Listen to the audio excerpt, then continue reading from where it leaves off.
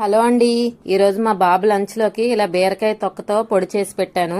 మా ఇంట్లో ఈ పొడి అంటే చాలా ఇష్టం అండి. బీరకాయ తొక్కని పడేయకుండా చాలా మంది పచ్చడి చేసుకుంటారు కదా.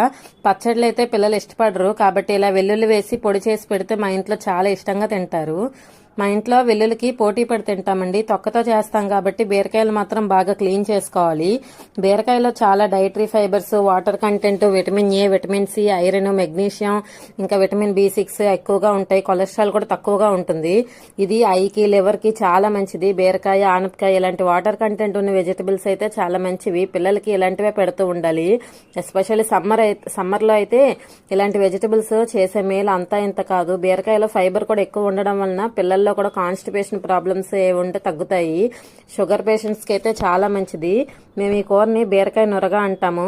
ఇది ఇమ్యూనిటీని కూడా పెంచుతుంది. బీరకాయ తోలు లేతగా ఉన్నా ముదరగా ఉన్నా కూడా ఈ పొడి కూర చాలా బాగుంటుంది. నా వీడియో నచ్చితే లైక్ చేయండి.